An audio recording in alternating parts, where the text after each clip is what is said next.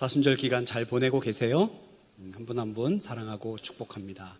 제 시선을 애써 피하는 분들, 오늘 설교가 끝난 후에 서로 반갑게 사순절을 정말 은혜롭게 보내시기를 축복합니다. 시 한 편을 읽고 함께 말씀을 나누도록 하겠습니다. 요즘 아주 가끔 과거에 있었던 선택의 기로에서 다른 선택을 했으면 어땠을까 하는 생각을 하곤 한다. 후회의 감정 때문만은 아니고 그냥 어떤 상황이 되었을까 하는 호기심 때문이다. 돌아보니 나의 작은 선택들은 나의 습관이 되었다. 그리고 돌고 돌아 그 습관이 다시 나의 선택에 중요한 영향을 미친다는 것을 알게 되었다. 나는 이제 새로운 습관 하나를 선택하려 한다. 예수님과 동행하자. 이 시는 한 번도 들어보지 못하셨을 겁니다. 제가 지었기 때문입니다.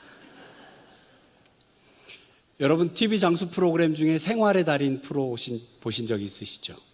수십 년간 한 분야에 종사하며 부단한 열정과 노력으로 달인의 경지에 이르게 된 사람들의 삶의 모습을 진솔하게 표현한 다큐멘터리 프로입니다. 하나같이 평범해 보이지만 결코 평범하지 않은 사람들의 이야기를 보면서 우리는 감동하게 됩니다.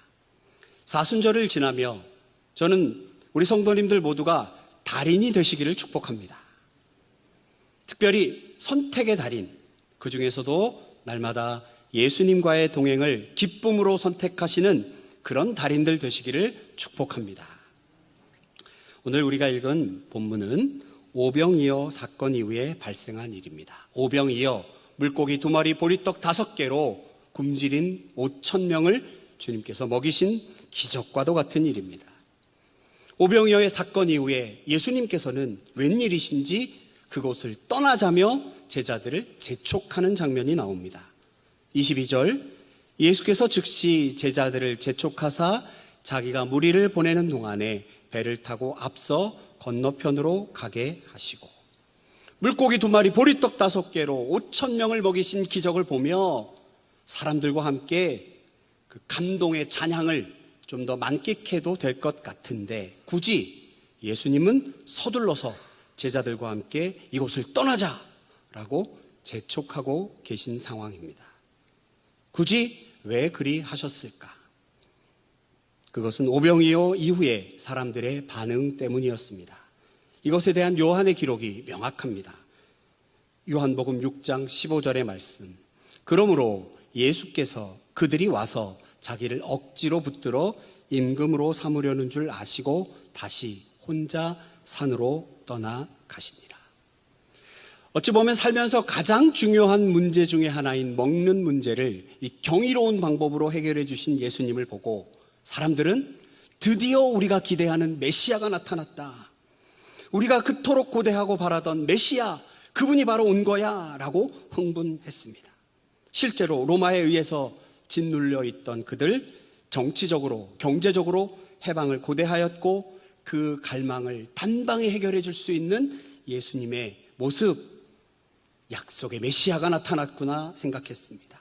여러분 어떻습니까? 당연해 보이지 않으세요? 충분히 그럴 수 있는 상황으로 예상할 수 있습니다. 지금 시대였다면 TV나 유튜브 같은 데서 난리 났겠지요. 그러나 이 오병이어는, 그래서 사람들이 보인 그 반응은 예수님께서 의도한 목적과 완전히 어긋난 것이었습니다.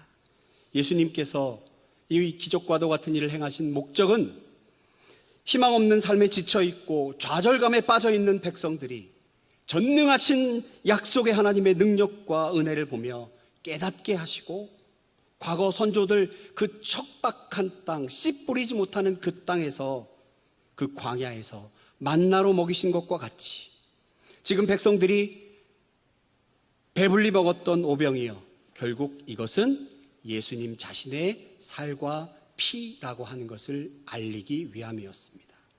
이제는 단지 먹는 문제를 해결해 주시는, 그래서 사람들이 환호하고 기대하는 이 땅의 메시아만이 아니고 십자가에서 당신의 살과 피를 내어주심으로 영원한 생명, 영생으로 인도하는 참 구주 되심을 알리고자 함이었던 것입니다.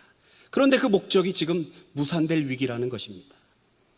이스라엘 백성들의 우매한 갈망, 그리고 그들의 기대, 예수님의 마음은 어떠했을까?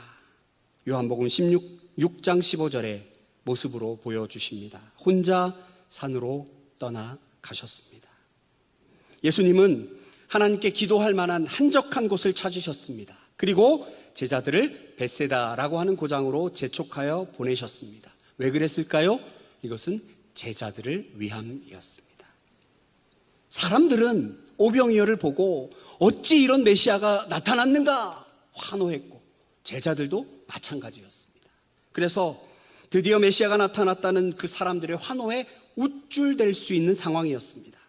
그런데 제자들의 사명은 무엇입니까? 하나님의 나라와 의를 구해야 할 사명을 그 우쭐함으로 저버릴 수도 있겠지요. 그것을 미리 경계하신 겁니다.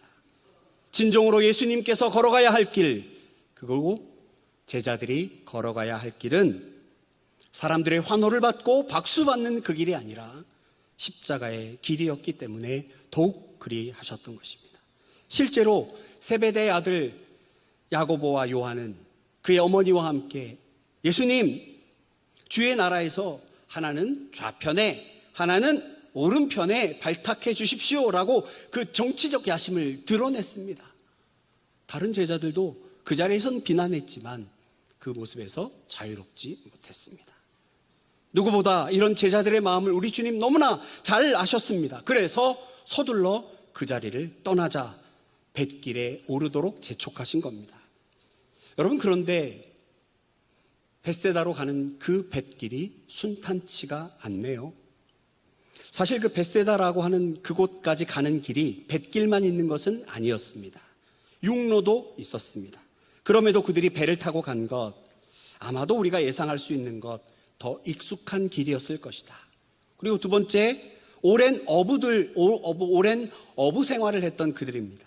그러니 그들의 경험으로 볼 때 이 정도 날씨라면 아무 문제 없다, 바다의 풍랑 그런 건 없다라는 확신이 있었겠지요. 그렇지만 어떤 일이 벌어졌습니까?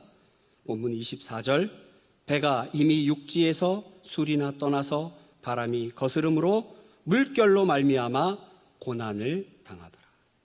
아니, 지금 무슨 상황입니까? 예수님의 재촉하심에 따라 배를 타고 벳세다라고 하는 지역으로 가고 있는데 뜻하지 않게 풍랑을 만난 것입니다. 오병이어의 기적을 함께 만끽하며 기뻐하며 즐거움에 취해 있어도 누가 뭐라 할 사람 없는데 굳이 예수님 그곳을 떠나자 하시고 그렇게 그 말 듣고 떠난 순종의 길이 고난과 풍랑의 길이었다고 하는 것입니다. 이제 25절에는 그렇게 뜻하지 않은 풍랑을 만난 제자들을 예수님이 찾아오십니다. 성경을 읽을 때 주목해 보셔야 할 부분이 바로 이런 대목입니다. 지금 제자들은 풍랑을 만났습니다. 제자들이 예수님을 향하여 예수님 어디 계십니까? 찾는 것이 아니라 상황을 보시고 예수님이 제자들을 향해 찾아오신 것입니다. 성경의 저자는 의도적으로 예수님이 제자들을 찾아오셨다라고 기록합니다. 여러분 어떠세요? 예수님 말씀 순종하면 우리 삶이 평탄해지고 지금보다 형편 나아지고 아픈 데도 없고 건강하게 일이 술술 풀려나가야 할 것 같은데 꼭 그렇지만은 않습니다. 때론 좁은 길, 험한 길, 풍랑도 있는 것 같습니다. 나는 주님 말씀 순종하고 가고 있는데 왜 나에게 이런 풍랑이 찾아오나?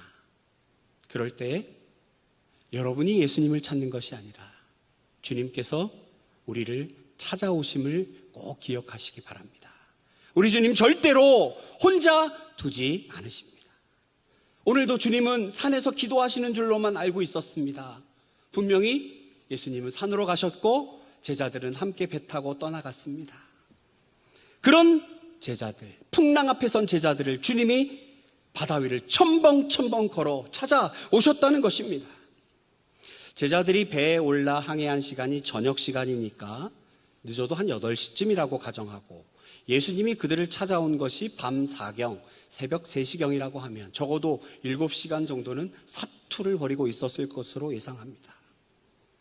짧지 않은 시간 사투를 벌이고 있던 제자들, 우리 주님이 홀로 두지 않으시고 찾아오신 것입니다. 어떤 모습이셨을까? 내가 사랑하는 제자들, 내 말에 순종하여 뱃길로 떠나 그곳을 가는 저들이 풍랑을 만나 사투를 벌이고 있습니다. 제자들 입장에서 보면 대혼란의 상황입니다. 여러분, 오늘 본문 읽지는 않았지만 14장에 세례 요한의 죽음이 함께 기록된 이유가 있습니다. 14장 1절에서 12절까지 보면 우리가 잘 아는 세례 요한의 참수형의 기록이 나옵니다. 여러분, 이런 어처구니 없는 죽음이 없어요. 말도 안 되는 죽음입니다. 헤롯 분봉왕이 하루는 생일잔치를 벌입니다. 그리고 사랑하는 여인에게서 낳은 딸이 춤을 너무 예쁘게 추니까 내 소원이 무엇이냐? 이미 말은 던져놨습니다. 제가 원하는 것은 세례 요한의 모가지입니다. 그러면 세례 요한의 목을 베어 저 예쁜 딸에게 갖다 주거라. 이런 황당한 죽음이 어디 있습니까? 반대로 이스라엘 백성들에게 찾아온 두려움과 무서움은 극에 달하였을 것입니다. 그러다가 들판에서 예수님이 오병이어의 기적을 베푸셨거든요. 이 우리 선생님은 과연 누구이신가? 조금 결이 다른 두려움과 무서움입니다. 그러다가 예수님 말씀 순종하여 배 타고 그곳을 떠나가고 있는데, 게다가 자신들의 오랜 경험으로 볼 때 아무 일도 일어나지 말아야 할 날씨였음에도 불구하고 지금 바람이 불어 풍랑을 만났답니다. 그야말로 한순간도 그냥 지나칠 수 없는 상황의 연속입니다.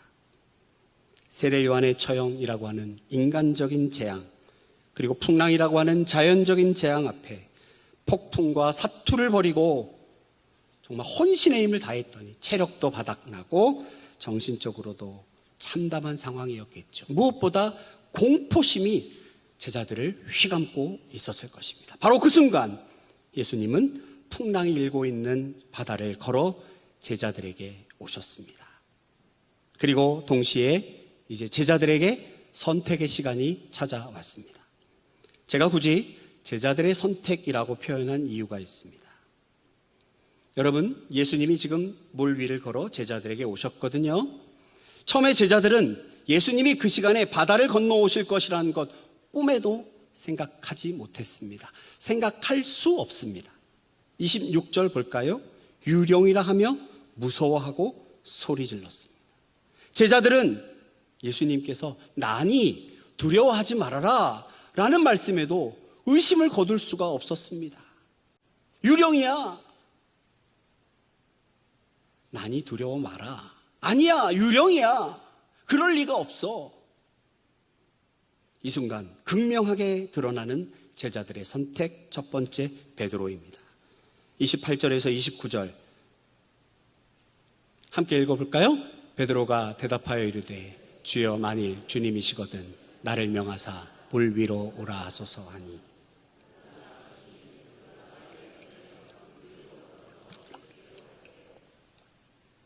베드로는요, 나니 두려워 말라, 나니 두려워하지 마 라는 주님의 말씀에 대하여 그렇게 대답했습니다.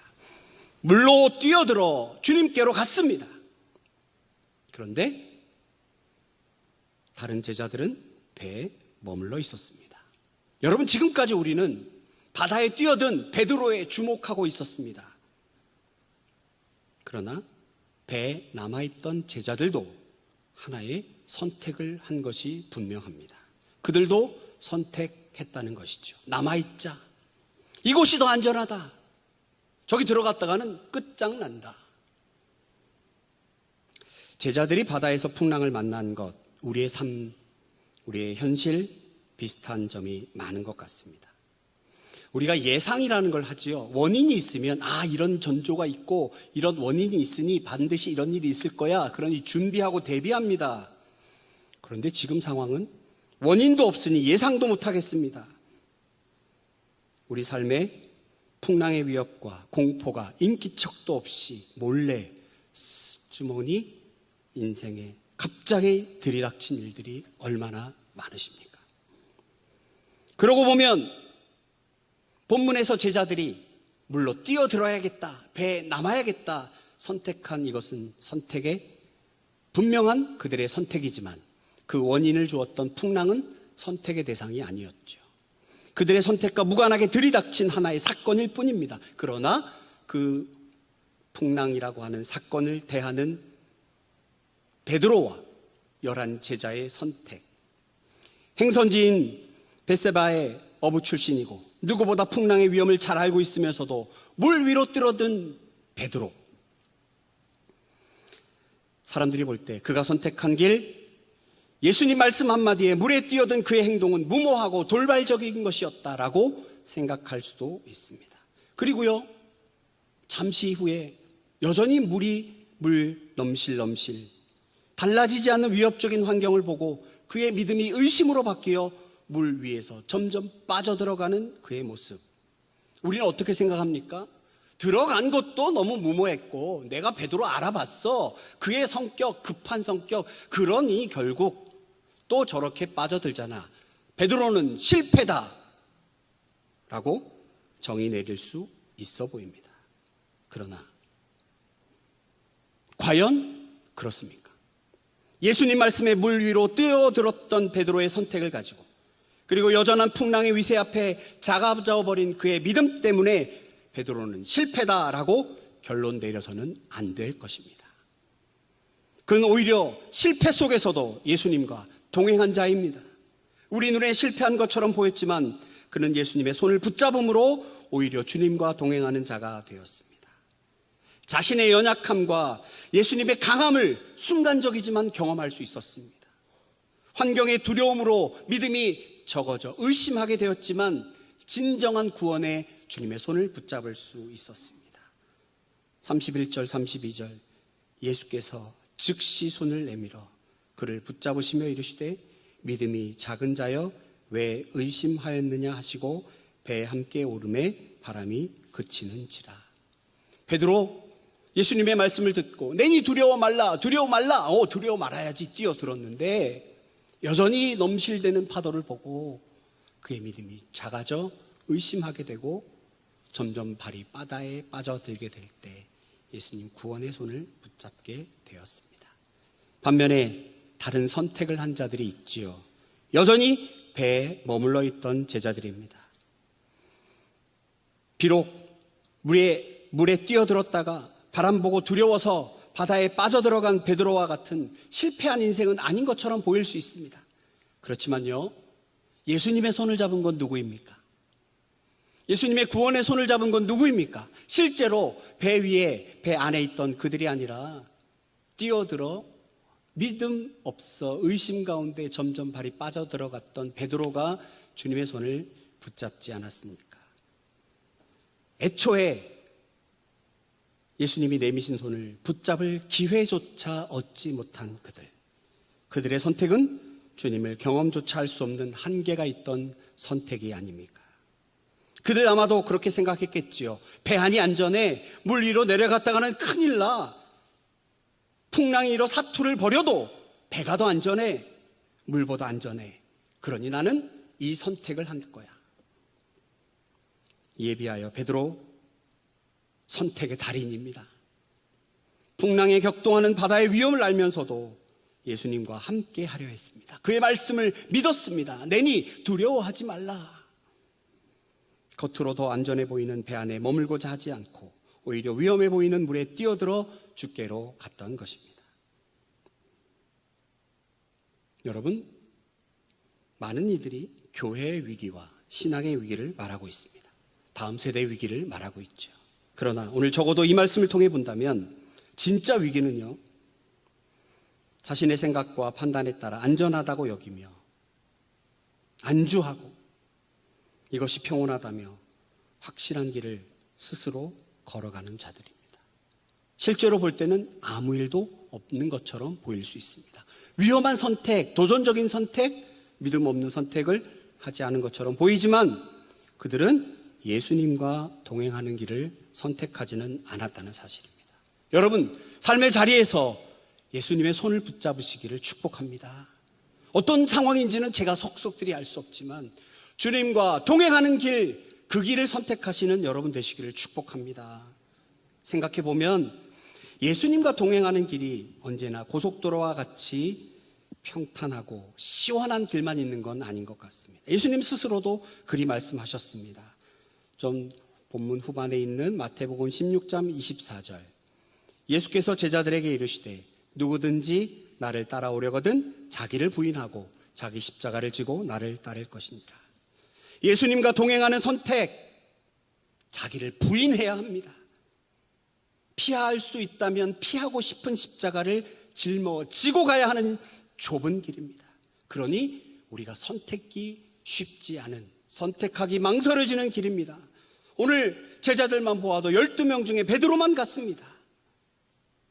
삶과 죽음이 등을 맞대고 있는 풍랑이를 걷는 것과 같을 수 있습니다. 더 놀라운 것은요, 여러분 지금 베드로가 뛰어들었다가 믿음이 적어 발이 빠져갈 때 예수님이 손을 잡고 일어났어요. 자, 다시 배에 갈 때까지 예수님이 손을 잡은 순간 풍랑이 멈추었습니까? 배에 도착해서 풍랑이 멈추었습니까?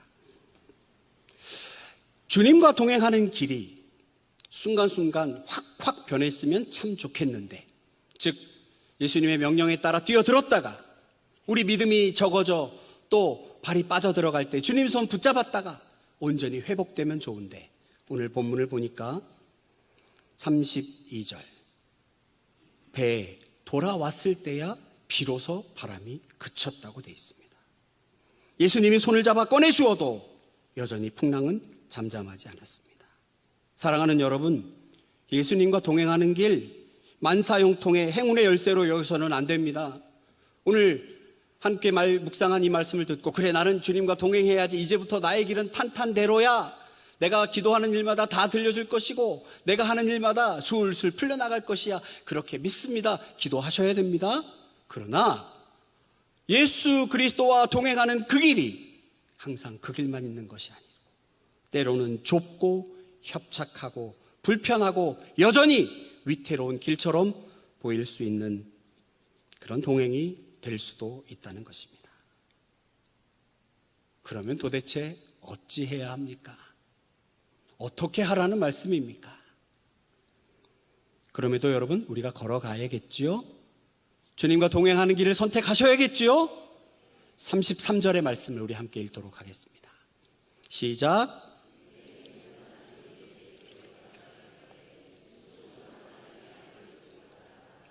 진실로 하나님의 아들이로소이다 하더라. 베드로를 비롯해서 이 상황의 중심에 서 있는 제자들의 반응입니다.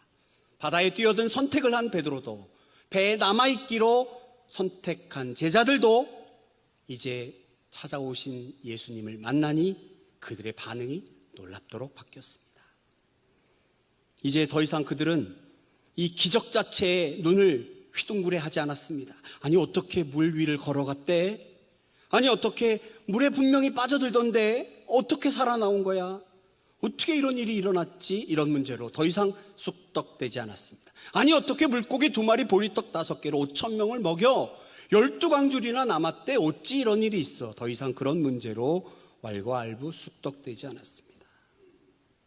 그저 그들은 진실로 하나님의 아들이로소이다라고 반응했습니다. 사랑하는 여러분, 좁은 길, 협착한 길, 때로는 넓고 평온한 길, 예수님과 동행하는 그 길의 끝에는 은혜와 진리가 충만한 하나님의 영광을 본 길이 될 줄로 믿습니다. 여러분, 이것입니다. 그저 당하고만 있어야 하는 자연의 순리마저 주님께서 다스리시고, 그리고 사람들은 여전히 왜 그랬을까 분석해보고 따져묻고, 혹은 어떤 신박한 능력이 있는 거야 라고 따라하고 싶은 그런 마음이 들 때라도 그런 질문하고 행동하는 것이 아니라 이 모든 일을 가능하게 하신 전능자 하늘의 하나님 아버지로서의 아들 예수 그리스도를 온전히 알고 깨닫고 고백하게 된 것입니다.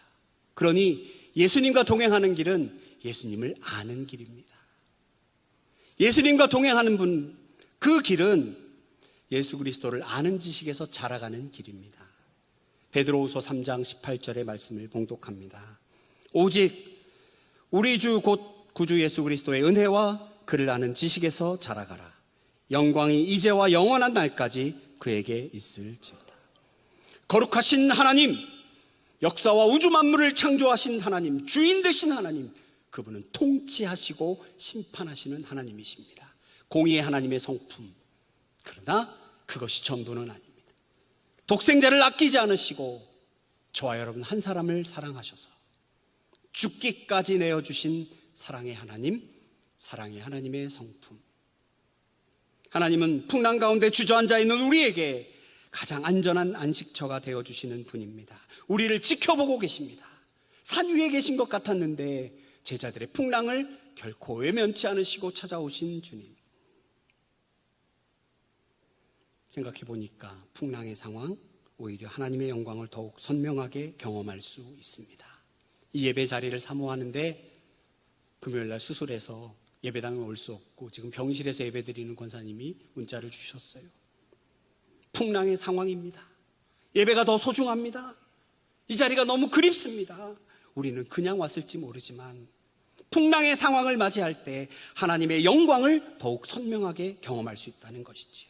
하나님의 영광을 찬양하는 이 시간, 그 잔치에 우리 모두를 참여하게 하시는 은혜의 징후라고 하는 것입니다. 사랑하는 여러분, 풍랑의 시간이 찾아오셨습니까? 아니면 풍랑의 시간을 지나고 계십니까? 모든 순간과 시간 속에서 우리가 선택해야 할 주님과 동행하는 삶은 가장 안전한 길이고 가장 평온한 길이며 하나님을 영화롭게 찬양하는 축복의 시간이 됨을 믿으시기 바랍니다. 때로는 풍랑이 일겠지요. 넘실거리는 파도가 우리를 위협하고 겁줄지도 모릅니다. 그럴 때 우리가 주저합니다. 하지만 주님과 함께하는 길, 그럼에도 주님과 물길을 걷고 동행하고 싶다면 여러분 제일 먼저 해야 되는 동작, 1번 동작, 배에서 나와야 합니다. 그리고 뛰어들어야겠지요. 이번 사순절 기간 우리 성도님들 이렇게 주님과 동행하는 삶이 되었으면 좋겠습니다. 주님과 동행하는 무관한 것들, 그런 것 좀 절제합시다. 제거해버리고 그 과정에 다소 좀 불편하더라도 낯설더라도 고통스럽더라도 매년 다가오는 사순절 그냥 그렇게 보내시겠습니까? 아니면 2025년 좀 특별하게 보내시겠습니까? 교회에서 함께 사순절 사복음서 좀 읽읍시다 라고 표 나눠드렸는데 아이고 그건 뭐 나랑 상관없는 것 같은데 그렇게 옆집 교회 행사처럼 지나치시겠습니까? 아니면 이것이 나를 사랑하시는 하나님의 뜻인 줄로 알고 나에게 손 내미시는 주님의 손인 줄 알고 붙잡으시겠습니까? 우리를 배 안에서 벗어나지 못하게 하는 두려움 때문에 여전히 배 안에 갇히는 선택을 하고 계십니까? 두려움과 의심을 떨쳐버려야 합니다. 그렇습니다. 배 안에서 그저 평온하진 않지만 그래도 안전해 보이는, 풍랑이 있는 가운데 안전해 보이는 그 배 안에서 하나님의 위대하심을 관찰하고 와, 우리 하나님 참 위대하시군 이라고 찬양할 수도 있겠네요. 그거는 좀 더 쉬워 보입니다. 그러나 우리의 소명이, 우리 강성교회 성도님들을 향한 하나님께서 우리에게 주신 소명이 거기에 머물러서는 안 됩니다. 주님을 믿고 물 위로 뛰어내려 예수님 따라가는 우리가 되어야 합니다. 비록 여전히 넘실대는 파도가 있어 다시 실패를 경험할지도 모르겠습니다. 그럼에도 우리는 주님과 함께 동행하고 그분의 위대하심을 고백하고 찬양하는 자들이 되어야 할 것입니다. 우리들의 사순절의 기간, 여러분들 선택의 달인들 되시기를 축복합니다. 예수님과 동행하는 선택을 날마다 하시는 저와 여러분 되시기를 주님의 이름으로 축복합니다. 아멘. 기도하겠습니다. 고마우신 아버지 하나님, 오늘 말씀을 통하여 우리의 믿음을 돌아보게 하시고 우리의 결심을 새롭게 하여 주신 주님 감사합니다. 간절히 기도하오니 주님과 동행하는 선택, 그것이 우리의 삶의 선택이 되게 하여 주시옵소서. 주님 말씀 들은 것에 머물지 않고 순종하며 나아가는 우리 모두가 되게 하여 주시옵소서.